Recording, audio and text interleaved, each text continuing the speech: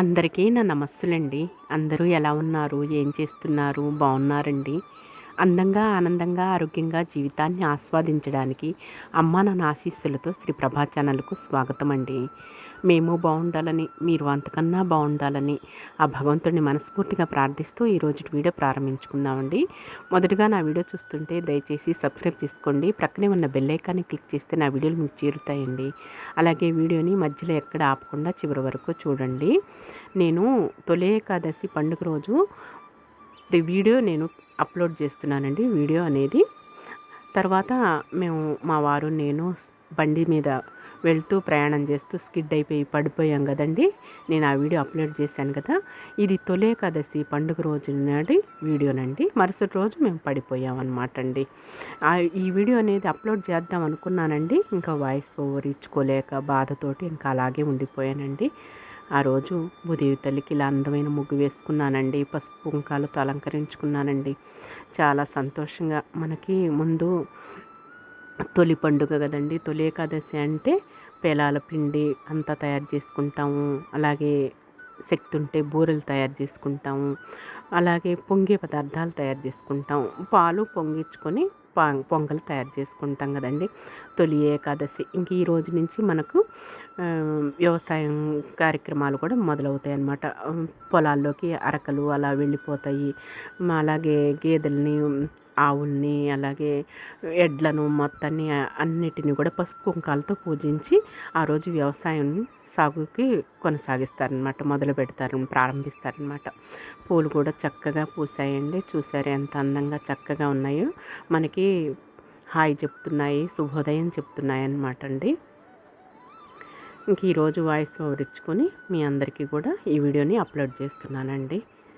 కాస్త పర్లేదండి, ఓపిక వచ్చేసింది.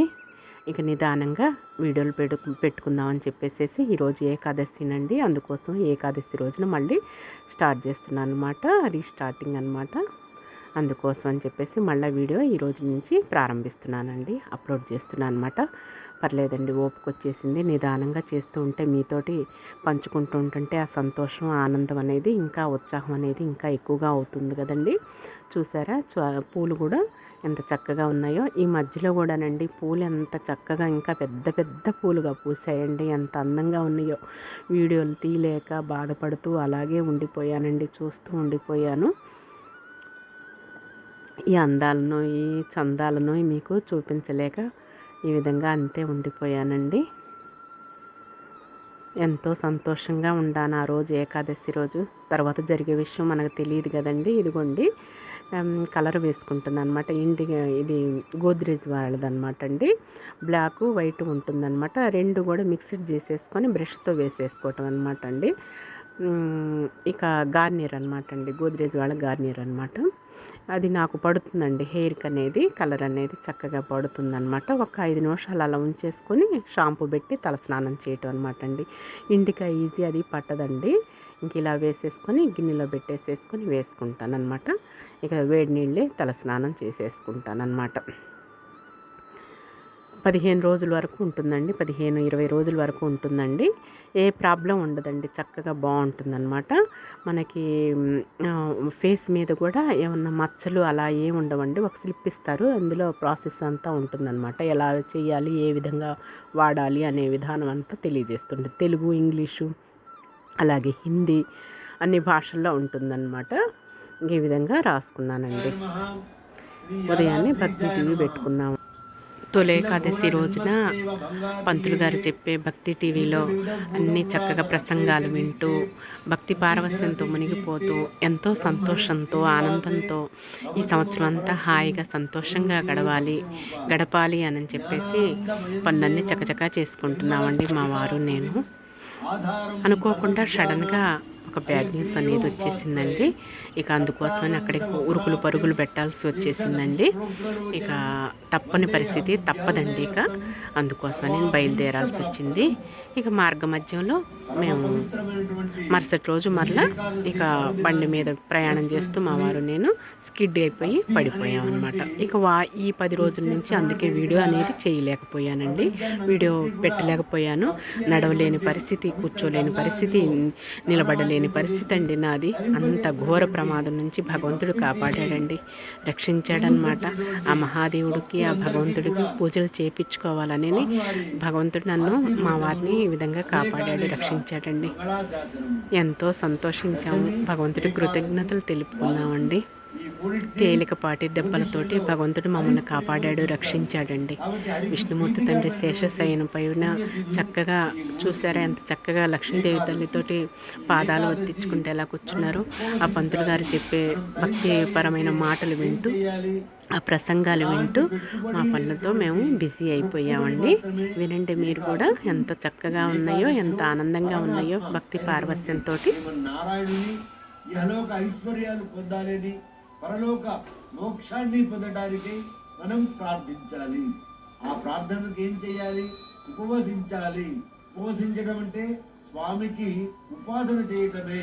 ఉపాసన చేయటం అంటే భగవానుడికి దగ్గరగా కూర్చోటమే, భగవానుడితో సామీప్యము, సారూప్యము, సాయుధ్యము అని పొందటానికి ఏకైక మొదటి తిథి ఏకాదశి తిథి. ఏకాదశి తిథి వైభవం చెప్పాలంటే బ్రహ్మాండ పురాణంలోను, నారద పురాణంలోను, బ్రహ్మ వైవర్త పురాణంలోను మహావిస్తృత స్థాయిలో చెప్పడం జరిగింది. ఉపవాసం వలన మోక్షం ఎలా సిద్ధిస్తుందో భాగవత మహాపురాణంలో అంబరీషోపాఖ్యానం మనకు చెప్పడం జరిగింది. ఇక్కడ కొంచెం జగన్నాటక తత్వంలో అహంకారం కూడా భగవానుడికి మోక్ష హేతువే అన్నట్లుగా దూర్వాస మహాముని ద్వారా, అంబరీషుడి ద్వారా అంబరీష మహారాజు గారు ఉపవాసం చేస్తూ ఉంటే 12 గడియల లోపల పారణ చేయాలి అనే నియమం ఉంటే, ఆ దూర్వాస మహాముని వీరిని పరీక్షించాలి, వీరి అన్న ఆహార ఉపవాస శక్తిని పరీక్షించాలి అని అనుకొని ఆలస్యం చేస్తూ ఉంటే ప్రాణాలన్నీ కూడా అవిసిపోతున్నప్పటికీ కూడా ధర్మచింతన చేస్తున్నటువంటి ఆ అంబరీష మహారాజు గారికి తీర్థం అబ్బక్షణం అనన్న లోకనాథుడు తీసుకొచ్చి ఆ పారాయణ పుణ్య ఫలం దక్కాలి అంటే తీర్థప్రార్థన చేసుకుంటే సరిపోతుంది అని చెప్పారు. ఆ తీర్థప్రార్థనకే ఆ దూర్వాస మహామునికి కోపంరాగా శాపం పెడితే, నమే భక్త ప్రదర్శంతి అన్న భగవానుడి యొక్క వాక్య ప్రమాణానికి తానే కట్టుబడి ఉండి తన దివ్యాయుధమైనటువంటి సుదర్శన చక్రాన్ని ప్రయోగించాడు. ప్రయోగించితే 14 లోకాలు అన్ని తిరుగుతున్నా కూడా ఆ అంబరీషుడికి చేసిన తపో భక్తికి దూర్వాస మహాముని దిక్కుచోదక పరమాత్మను శరణు కోరితే పరమాత్మ కూడా భగవదపచారం అంటే కూడా భాగవతపచారమే మహా ఘోరమైన అపచారము. కాబట్టి అంబరీషుడే మీరు శరణాగతి కోరండి అని దూర్వాస మహామునికి చెప్పితే, అన్యథా శరణాస్తి అని చెప్పి దూర్వాసుడు ప్రార్థన చేస్తే అప్పుడు ఆ సుదర్శనాయుధం శాంతించింది. ఈ ఐతిహ్యం అంతా కూడా ఏకాదశి వ్రత మహత్యాన్ని మనకి తెలిపినటువంటి అక్షర సత్యమైనటువంటి ఉపాఖ్యానం. ఈ భక్తి టీవీలో ఈ విధంగా వింటూ పనులన్నీ పూర్తి చేసుకుంటూ ఉన్నామండి. రేపటి జరగబోయే విషయాలు తెలియవు కదండి, ఈరోజు జరిగే విషయాలు మాత్రం మనం చాలా సంతోషంగా గడుపుతాం కదండి. రేపటి జరగబోయే విషయం తెలియదు కదా. ఇక మళ్ళీ ఇంకొకసారి బయటకు వచ్చేసి ఈ విధంగా వీడియో తీసుకున్నానండి. పూలని మళ్ళీ మీకు చూపించాలని చెప్పేసి, అలాగే ముగ్గుని ఇంకోసారి చూసుకొని బయటకు వచ్చేసి చూసుకుంటున్నాను అనమాట. ఆ రోజంతా ఎంతో సంతోషంగా గడిపామండి. మరుసటి రోజు అనుకోకుండా అలా జరిగిపోయిందండి. ఇదిగోండి, తిరుపతమ్మ తల్లి దగ్గర పొంగలి పెట్టుకున్న కుండలో పొంగలి తయారు చేసుకుంటున్నాను. పాలే పొంగించుకుంటున్నానండి. నమస్కారం చేసుకుంటున్నాను. పేలపిండి మా వారు పొట్లను తీసుకొచ్చారనమాట. ఆ పేలపిండి పెట్టేసుకుని మా వారు కొబ్బరికాయ కొట్టుకున్నారనమాట అండి. కొబ్బరికాయ కొట్టారు.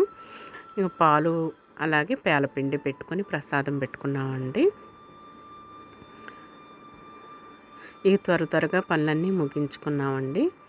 ఈ విధంగా భగవంతుడికి భక్తి శ్రద్ధలతో పూజ చేసుకున్నామండి త్వరగాను. ఇక పాలు ప్రసాదంగా పెట్టుకున్నాం అనమాట. పాలే పొంగించుకున్నానండి. చక్కగా పగిలిందండి కొబ్బరికాయ అనేది. మా వారికి చక్కగా, అంటే ఇంటికి పెద్ద కదా, అందుకోసమని నాయనే కొట్టించారనమాట కొబ్బరికాయ అనేది. ఈ సంవత్సరం అంతా మనం అంతా సుఖంగా సంతోషంగా క్షేమంగా ఆయురారోగ్యాలతో అష్టైశ్వర్యాలతో నిండు నూరేళ్ళు సౌభాగ్యంతో బిడ్డ పాపలతో చల్లగా వర్ధిల్లాలని ఆ భగవంతుని మనస్ఫూర్తిగా ప్రార్థించి వేడుకున్నానండి. చూసారా దేవుడి అరమాలంతా కూడా కళకళలాడుతూ ఉన్నది. ఒక ముఖ్యమైన విషయం కోసమని బయలుదేరవలసి వచ్చిందండి. ఒక బ్యాడ్ న్యూస్ అండి. ఇక అందుకోసం అని చెప్పేసి త్వరగా పూజ ముగించేసుకుని బయలుదేరామండి.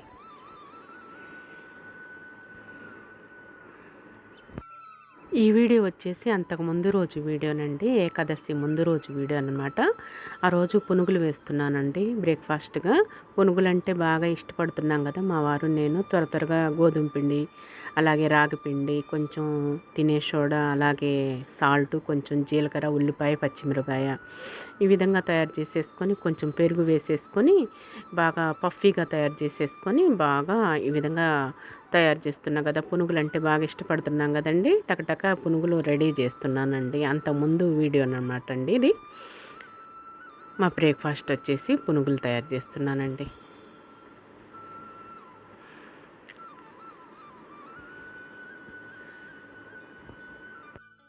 పునుగులు మాత్రం మా వారు కూడా వేస్తున్నారండి. పునుగులైనా బోండాలైనా సరే బాగా నేర్చుకున్నారనమాట చక్కగా వేయటం అనేది.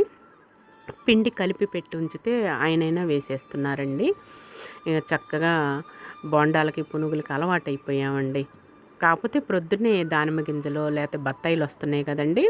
ఉదయాన్నే పరగడుపును మాత్రం ఆ ఫ్రూట్స్ తింటున్నాము. తర్వాత ఏమో బ్రేక్ఫాస్ట్ ఇది వేసేసుకుంటున్నాం. ఎందుకంటే గోధుమ పిండి, రాగి పిండి వేస్తున్నా కదా, పెరుగు వేస్తున్నా కదా, అందుకోసమని ఓన్లీ బియ్య పిండి, దోసల పిండి కాదు కదండి, ఆరోగ్యమైన ఫుడ్డేనని చెప్పేసి చేస్తున్నాను. ఇక ఇవన్నీ మేమే తింటున్నాం అని అనుకోకండి. ఇంటి ముందు ఎంతోమంది వెళ్తూ ఉంటారనమాట. కొంచెం మాకు కొద్దిగా మాస్ ఏరియాగా ఉంటుందండి, కొంచెం అవతల ప్రక్కగా.